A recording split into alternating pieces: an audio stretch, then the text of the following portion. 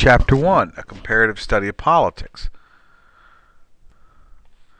Okay, so what even is politics? Well, politics can be defined in a couple of different ways, all right? The standard way a book is going to define it is by saying a politics is who gets what, when, and how, which I never found to be a particularly helpful definition.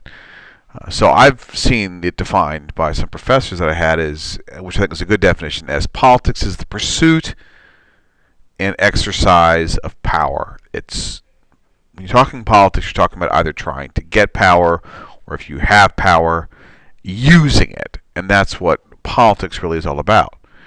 Which, of course, naturally leads us to this: the power is getting people to do what you want them to do, even if they don't want to. You don't want to do something, somebody makes you do something, they have power over you. And you may not even realize they have power over you, but they do. It could be something very overt, right? Very obvious. You know, when you break a law and the government literally sends in police to grab you physically and handcuff you and shove you in jail, I mean, that is power. That's just raw power. Obviously, because you don't want to go to jail. They're just physically making you go to jail. They're exercising power over you. But power can also be more subtle. Power can be something like, you're doing this homework assignment right now. Did you really want to do this homework assignment, or are you doing it because you're basically being made to do it? Because it's implied that Mr. Allen asked you to do this, and it's implied if you don't do it, you're going to get a bad grade, and you don't want to get a bad grade because you don't want to fail government, because you want to graduate, and you don't want your parents yelling at you, whatever reason. The mere fact that you're doing this homework, unless you just really want to do it, against your own will, means that somebody has exerted power over you. So power can be subtle or it can be obvious, but that's what power is. It's also useful to look at power as either influence or capabilities. We're going to talk a lot about power in this class, obviously, since it's about politics. And you're going to be asked a lot, who has gained power, who has lost power. Prime ministers gained power, queens lost power, and so on and so forth. And how do you prove all of this? Well, one way to look at it is through influence.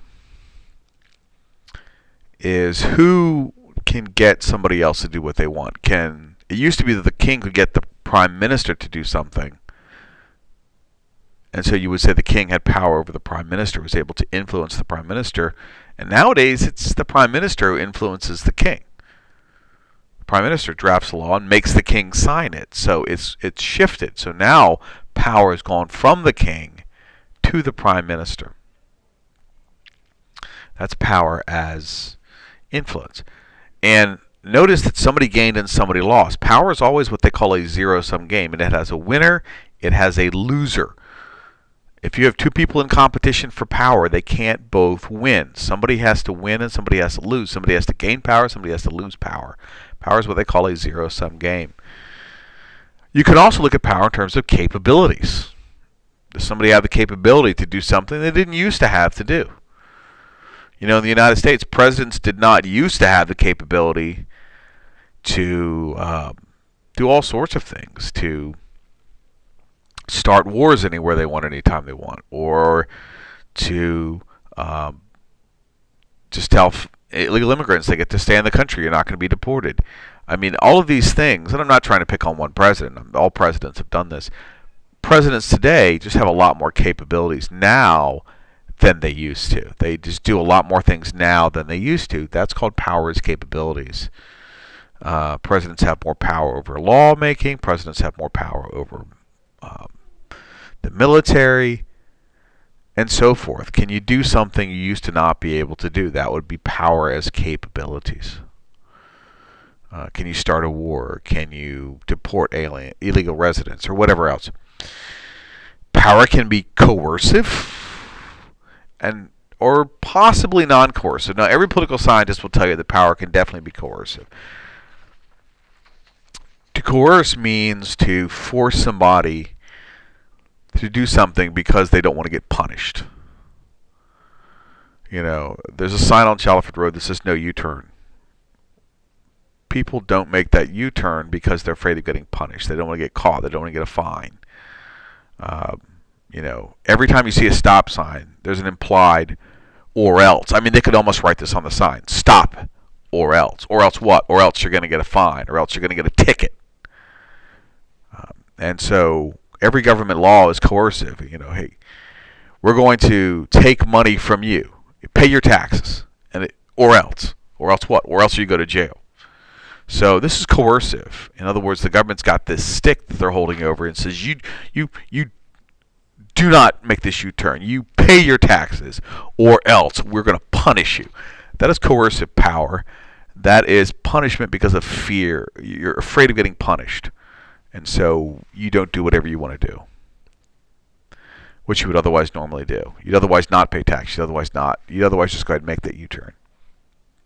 Power can be also non-coercive. Sometimes we just do things because we feel like it's the right thing to do. Somebody has told us it's the right thing to do, and we just feel maybe a sense of duty or obligation. We maybe feel good about doing it, and we don't realize somebody's getting us to do something we wouldn't otherwise do. And it's a non-coercive. Maybe we feel a sense of duty or loyalty or obligation or commitment, or for whatever reason, it's non-coercive. We're not doing it because we're afraid of a stick. We're afraid of getting punished. We're just doing it because we feel like it's the right thing to do. So power has also been called non-coercive. Some people will say this is all illusion. It's all inherently coercive, that even if you don't realize it, it's still coercive. But in our book, at least, we're talking about coercive and non-coercive power. Coercive is doing something, power over you because you're afraid of getting punished, and non-coercive power is power over you because they're inspiring you to do something out of a sense of duty or obligation or goodness or whatever else. The last thing I want to talk about in terms of power, and authority is what we call non-coercive power. Authority is getting you to do something because they're giving you this sense of inspiration or desire to do what's right. Why do we follow authority figures? Well, Max Weber said we follow authority figures for really one of three reasons. Number one, tradition. You find this a lot in third world countries. Traditionally, people have deferred to the patriarch of the clan or the tribal leader or the religious figure. And because of tradition, they just keep following the same types of people, the same patriarch, the same tribal leader, the same religious figure, just because of tradition. They've always done whatever this person has said. They're just going to keep doing it because that's just what tradition tells them. It's traditional authority. Some authority comes from charisma. Charisma is your ability to just sort of light up a room. We've all know people who just, when everybody, or maybe we don't, but you may have encountered people who just, whenever they seem to be the life of the party, when there could be a group of people, and then when this person shows up, everybody else just listens to them, follows them. It's what we call natural born leaders. That's somebody with charisma. They may be very humble, but they still are somebody that you just want to follow. That's charismatic authority. Some people we follow because they just were enamored by their charm or their personality or whatever else. That's what's called charismatic authority. Dr. King had charismatic authority. Adolf Hitler had charismatic authority. It can be good, it can be bad, but they have this sort of personality, strength of personality, that people just flock to them, for good or for bad. Legal authority is the authority, we follow it because that's what the law says. And we just do it because it's the law. Barack Obama may have a lot of charisma, but he's not able to run America because of his charisma. He's able to run America because he's legally the president of the United States. Because he's legally the president of the United States, people do what he says because he has a legal authority. And when he ceases to be president, they'll cease doing whatever he says because he'll lose the legal authority. He'll still have his charisma, but he'll lose the legal authority, so he won't have power to run the country anymore. In some third world countries, individuals have such charismatic authority that it doesn't matter whether the president or prime minister or nothing. Everybody just does what they say. That's like Vladimir Putin. But in the United States and in more advanced democracies, people only follow legal authorities because that's what the Constitution says, that's what the law says. If somebody does not have authority and they try to tell us what to do, then they lack what's called legitimacy. Legitimacy is the idea that somebody has the right to tell you what to do. Not the power, the right. You know, somebody, for example, and this really comes from their position. Do you feel like somebody has the right to tell you? You may not like what they're doing. Legitimacy is not the same thing as approval. You may not approve of this homework assignment. You may not enjoy it. You may not like it.